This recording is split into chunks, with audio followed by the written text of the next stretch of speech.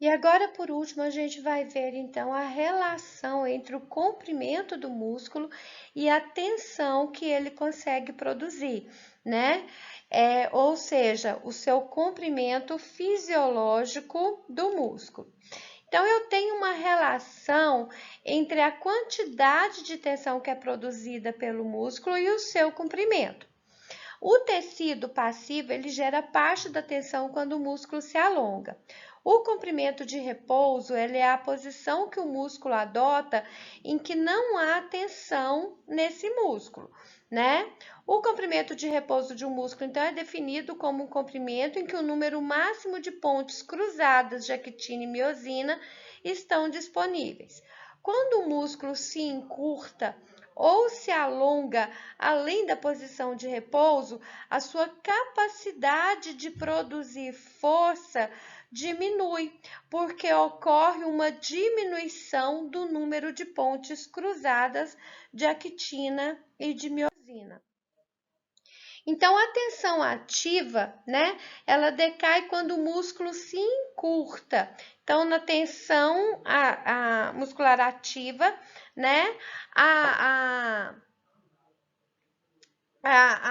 o músculo, né, acontece quando o músculo se encurta, porque eu tenho menos pontes cruzadas disponíveis para produzir, então, a tensão muscular. Quando um sarcômero está, então, na posição encurtada, não existe nesse momento, né, essas pontes cruzadas. Quando o músculo se alonga, né, as fibras de actina e miosina, elas se distanciam até que as pontes cruzadas não se conectam mais, né, de forma suficiente, então, para produzir tensão. Então, a tensão ativa, ela é responsável pela tensão muscular durante o encurtamento do músculo, enquanto que a tensão passiva é a tensão, né, é o aumento da tensão durante o alongamento do músculo. Então, juntos os músculos, né, os elementos de tensão ativa e passiva de um músculo são capazes de produzir, então, a relação comprimento-tensão desse músculo. Então, aqui para vocês entenderem, né? Aqui é a quantidade de tensão que o músculo é capaz de produzir e aqui é o comprimento do músculo. Então, aqui é a posição de repouso, né? Em que o músculo não está nem encurtado e nem alongado. Na posição de repouso, então, dá para ver que ele consegue produzir a maior quantidade de tensão possível. Enquanto que numa posição contraída, a capacidade de produzir tensão diminui. E numa posição alongada, essa capacidade também de diminuir, né, de produzir tensão também diminui. Aqui mostrando, né, a mesma coisa.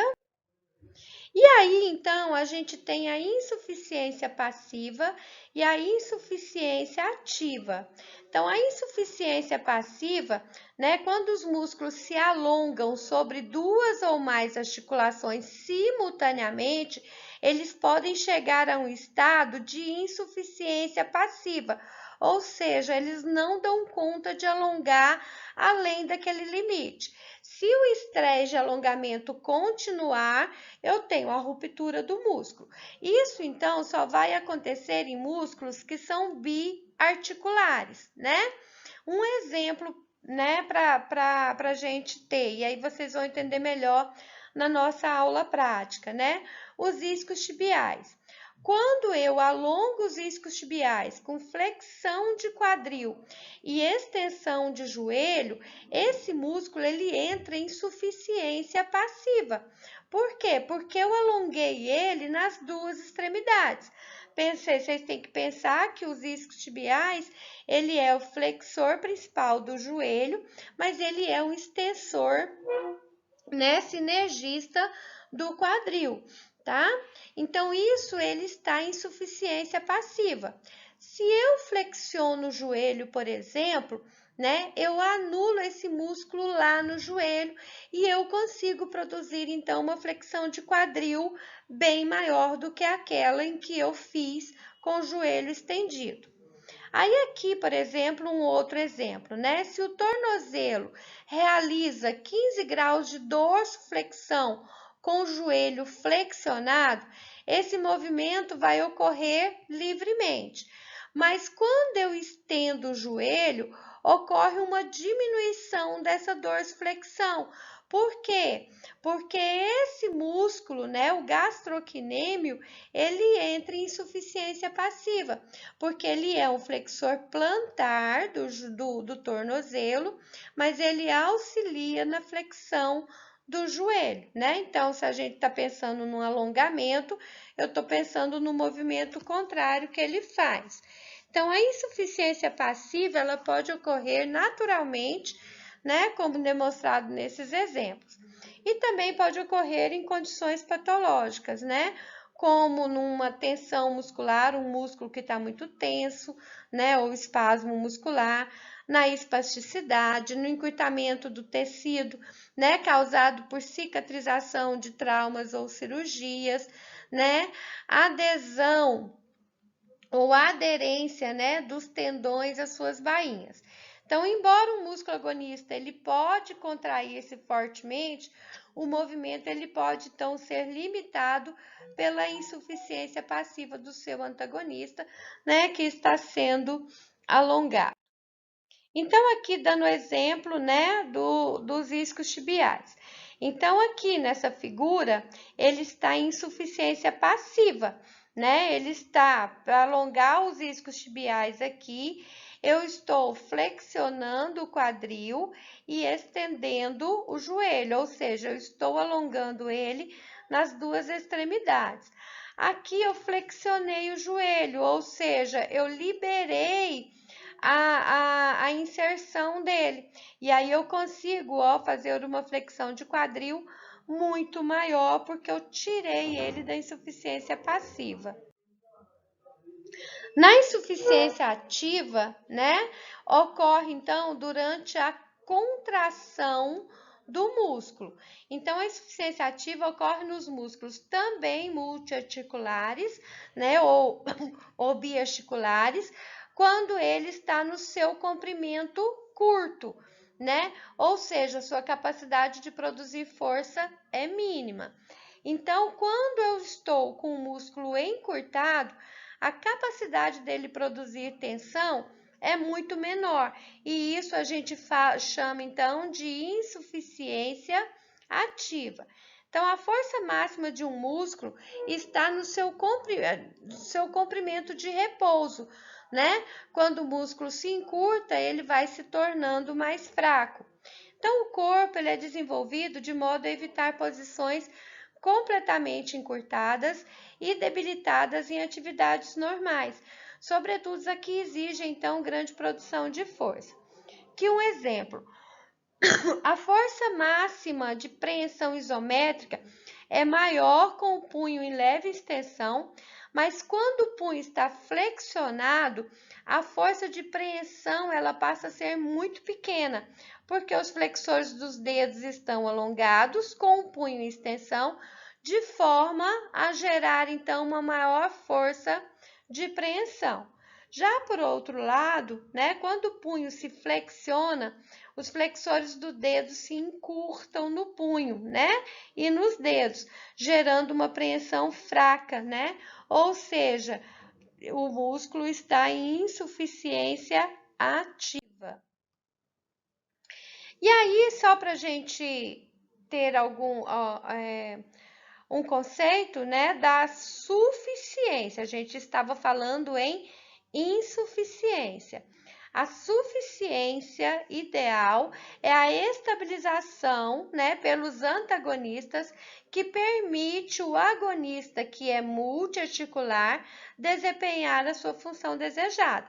Para isso, então, o músculo eles têm que estar no seu tamanho ideal, ou seja, próximo à posição de repouso, nem alongado e nem encurtado.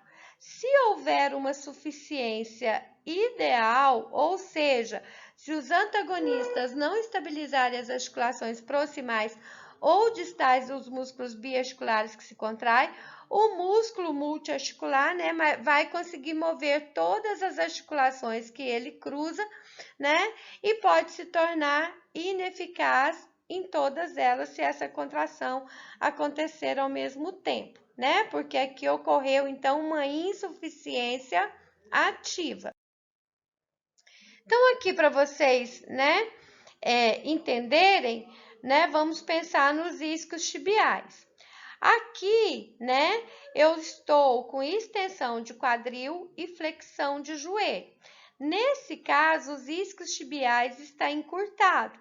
A capacidade dele produzir tensão vai ser mínima, então ele está em insuficiência ativa. Aqui, por exemplo, é o contrário, né? Eu estou com flexão de quadril e extensão de joelho. O meu músculo isquiotibiais, ele está alongado nas duas extremidades, né? Para se alongar além desse limite, pode inclusive haver ruptura, porque nesse momento esse músculo ele entrou então em insuficiência passiva.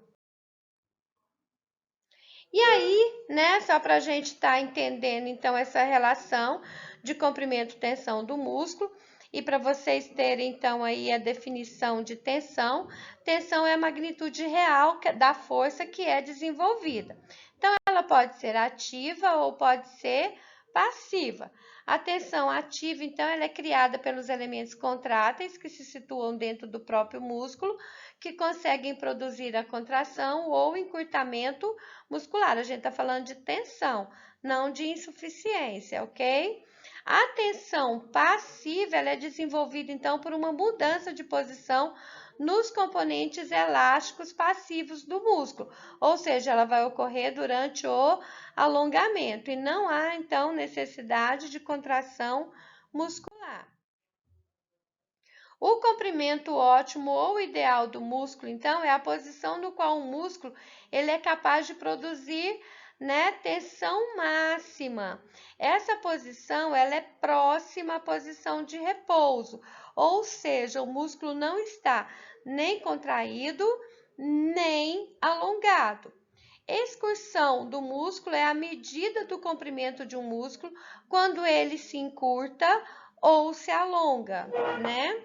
Então, aqui eu tenho um músculo em estado de repouso, um músculo contraído e um músculo alongado. Então, esse tamanho dele, então, aqui, passa a se chamar, então, excursão do músculo, tá? Então, para vocês entenderem, né, a relação desse comprimento e tensão, aqui, então, eu tenho um músculo que está muito contraído. Então, ele vai ser incapaz de produzir tensão, né? Aqui eu tenho um músculo contraído, mas menos, né, do que o de cima. Então, a capacidade dele produzir tensão já é um pouco maior do que o primeiro desenho. Aqui eu tenho um músculo no comprimento de repouso. Nesse momento, olha, a capacidade dele produzir tensão é máxima, né? Aqui eu já tenho um músculo alongado, né? E olha, essa capacidade, então, de produzir tensão já diminuiu. E se eu alongo ainda mais esse músculo, essa capacidade, então, diminui ainda mais, chegando às vezes até perto de zero, nenhuma capacidade de produzir tensão. Então, aqui, esses músculos, esse músculo aqui nesses dois primeiros desenhos, estão e aqui também, estão em insuficiência ativa, porque nós estamos relacionando o tamanho do músculo com a sua capacidade de produzir tensão, ok? Bom, então esses foram os nossos objetivos que foram cumpridos e bom estudo para